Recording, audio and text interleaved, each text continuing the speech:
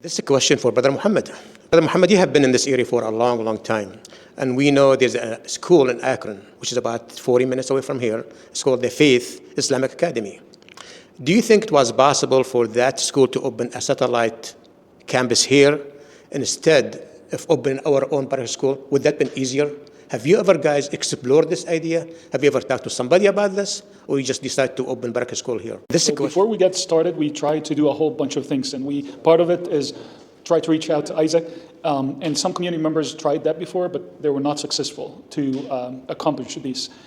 Second thing I want to you think about it. You said earlier it takes about 40 to 45 minutes from here. Do you think it's feasible to drive students each day for almost an hour and a half to 2 hours just for driving? That is not a healthy thing either. And then third thing I want to mention is, alhamdulillah, we are starting. So we're going through the process. So why we don't have another school here, even though there's another school in Isaac? Brother Shima said earlier, the area between Isaac to Columbus, there's no school between. So why we don't start it here? Alhamdulillah, we're doing great with the steps. So inshallah, once we start, people can join here. Okay, this question for Brother Ahmed. Brother Ahmed, you know how hard to find good teachers. So who will teach at this school? Have you ever found anybody that will teach? And how will you ensure that they're qualified to do so? Yes, Brother Eissa, I completely understand finding good workers, running a small business, working in industry for several years. I know how hard that is. So inshallah, we will spare no effort to make sure we're attracting and retaining qualified and experienced teachers. Alhamdulillah, there's many individuals within our community that have already approached us, who are very much interested, who have years of experience, teaching or being in the administrative portion of academics as well. And at the same time, we'll make sure that the teachers have the appropriate qualifications, whether it is, if they're teaching Islamic studies or any of the core curriculum. And we will have help, again, from Sister Ghada from the Ummah Center School.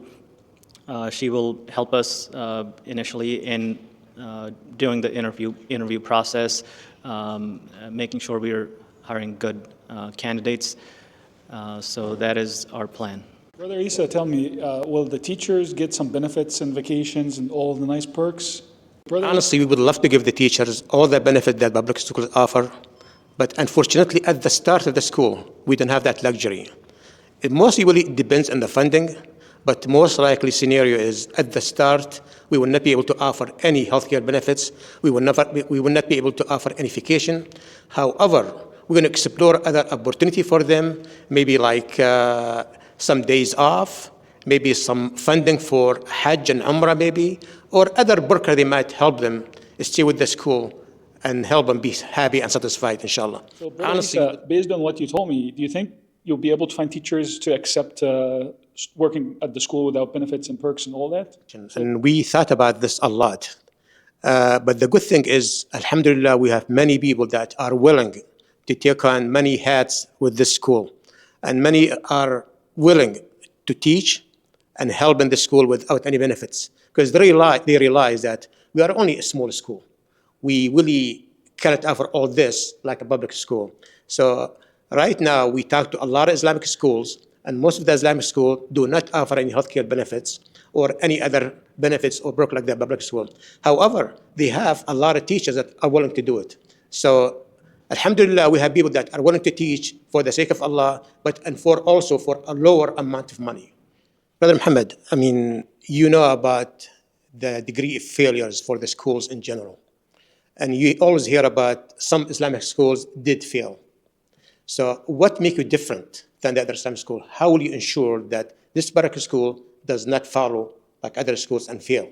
How would you make sure this was going to be a successful school for now and the future, inshallah? So one thing I want to mention before we get started, this is Baraka Islamic School, right? So faith comes first. There's no guarantee, but we are counting on Allah's help for being successful, and inshallah, we're going to get started. Second thing, remember Baraka. The name was Baraka Islamic School, so we're counting on the blessing of Allah, inshallah.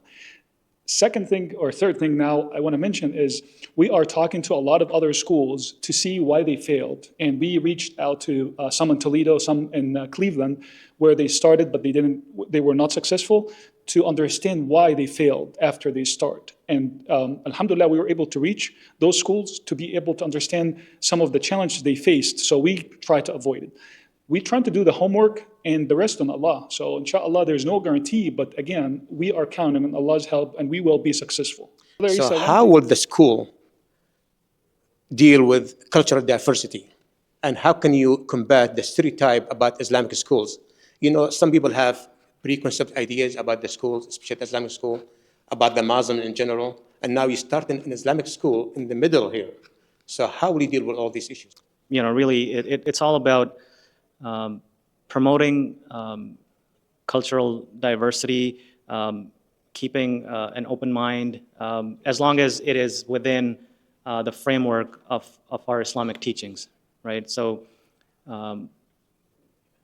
anyone has the right to their beliefs, what they practice, and you don't have to necessarily agree or disagree. It's more about respecting individuals, and that is really the way to make sure that, one, we have and promote the diversity within the school, but also at the same time, this concept of respecting someone is also a very good way to connect with the community as well, so they can, you know, come in. Maybe we can have our kids have some programming or have some dialogue so that they're always, you know, there's exposure. They are not in a, you know, cocoon. We don't want that. We don't want them just to be completely separated out from the world. We want them to know right from wrong when it comes to in the framework of Islamic teachings. At the same time, we want them to be well-rounded. So one of the questions that it came up from many people, if I don't have kids, why would I support the school? Why would I like pay for somebody else's kids to attend the school? They should pay for it. I don't need to donate or anything. So we're going to ask that to Brother Eissa. The reason I was support the school is because don't look at it as is good for you or what benefits you, but rather as an investment in the community, as a sadaqah jariyah that will help improve the communities, will help attract people from all over the United States to this community. So when you say what is in for me, that's really not the Islamic way. You need to look at it from a broad point of view. What is the benefit of the community in general? An Islamic school will be a great addition to this community.